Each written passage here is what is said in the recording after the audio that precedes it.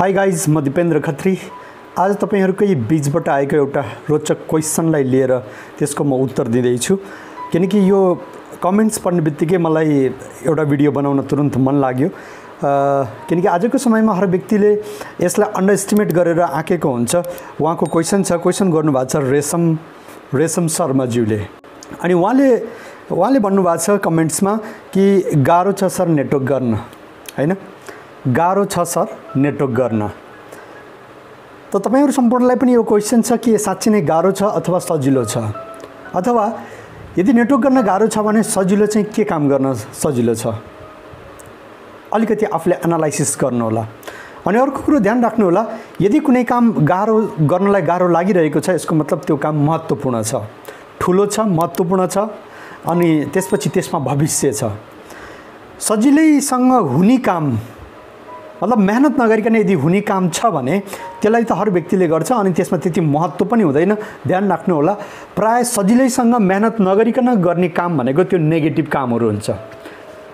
गलत लतमा जुन फसिन्छ नि, कोही चुरोटको लतमा फस्छ, कोही रक्सीको लतमा फस्छ, कोही गुटखा पान यताउता जुवा, यस्तो जुन लतमा फस्छ नि व्यक्ति, त्यो इजिली फसेको हुन्छ, इजिली त्यो काम गरेको हुन्छ। इजिली केही काम भइरहेछ मतलब यसको मतलब त्यसमा केही लोचा हुनसक्छ, केही गडबडी पनि हुनसक्छ। अनि यदि कुनैमा मेहनत लागेको छ मतलब त्यो काम महत्त्वपूर्ण छ, त्यो काममा भविष्य छ, त्यो काम ठुलो छ, त्यो कारणले अलिकति गाह्रो पनि छ। ध्यान राख्नु होला, तपाईँ यदि आफ्नो जुन गाउँ पनि हुनुहुन्छ कि इन्जिनियर कतिजना होलान्, डक्टर कतिजना होलान्, अनि टिचर कतिजना होलान्, अनि त्यसपछि फेरि सामान्य प्राइभेट जागिर खाने मान्छे कतिजना होलान्, सरकारी जागिर खाने मान्छे कतिजना होलान्, अनि कृषि काम गर्ने मान्छे कतिजना होलान्। यसो नजर दौडाउनु।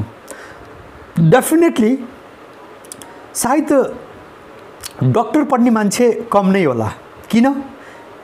किनकि डक्टर पढ्नको लागि एक त पैसा चाहियो, धेरै पैसा चाहियो।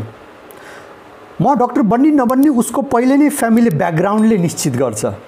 यदि उसको परिवारको ब्याकग्राउन्ड ठिकठाक छ भने बल्ल उसले ड्रिम बनाउँछ कि म भविष्यमा डक्टर बन्छु, त्यो निश्चित गर्छ। अनि त्यसपछि उसले एकाग्र भएर पढ्छ। डक्टर बन्नु छ भने तपाईँको कमसेकम 7-8 कक्षादेखि, हुन त 1 कक्षादेखि नै त्यसको तयारी हुन्छ, तर एटलिस्ट कमसेकम 8 कक्षादेखि उसले टुप्पी बाँधेर पढ्नुपर्ने हुन्छ। तब उसले राम्रो MBBS MD क्वालिफाई गर्न सक्छ। अनि त्यसपछि उसले पैसाको तयारी गर्नु पर्यो, कमसेकम 50-60 लाख रुपियाँ। ध्यान राख्नु होला। किनकि त्यो महत्त्वपूर्ण छ, त्यो इम्पोर्टेन्ट छ, त्यसमा मान्छेहरूले भविष्य देख्छन्। त्यो कारणले त्यो क्वालिफाई गर्नको लागि मेहनत पनि लाग्छ, पैसा पनि लाग्छ। यति हुँदाहुँदै पनि अहिलेको समयमा यति कम्पिटिसन छ कि एक डक्टर त्यति खर्च गरेर डक्टर बनेपछि पनि उसको इन्कम निश्चित हुन्छ। अब आउनु सेकेन्ड क्याटेगोरी इन्जिनियर। अब गाउँमा हेर्नु इन्जिनियर पनि कतिजना होलान्, गिनेचुने होलान्। किनकि त्यो बन्नको लागि पनि तपाईँको तयारी पहिलेदेखि चाहिन्छ, मेहनत पहिलेदेखि गर्नुपर्छ।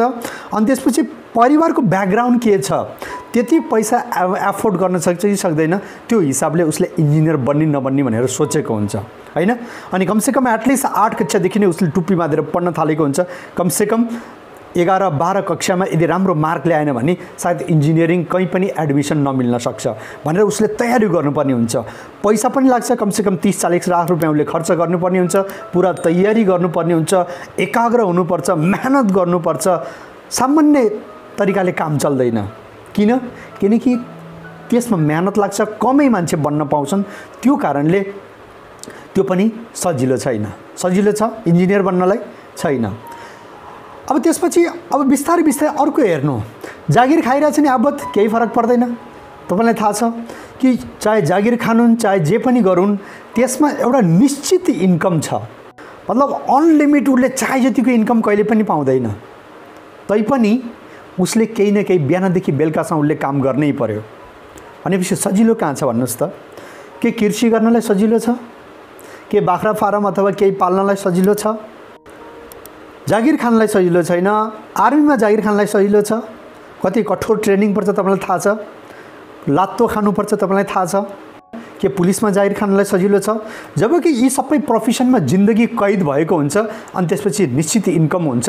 अनि त्यसपछि यो जति पनि मैले प्रोफेसनहरू तपाईँको अगाडि गिनाएँ, यो सबैमा निश्चित इन्कमको साथमा उनीहरूको जिन्दगी पनि केवल जिन्दगी काटिन मात्र सक्छ। लाइफलाई उनीहरूले इन्जोय गर्न सक्दैनन्, तर मेहनत गर्नुपर्छ पर्दैन।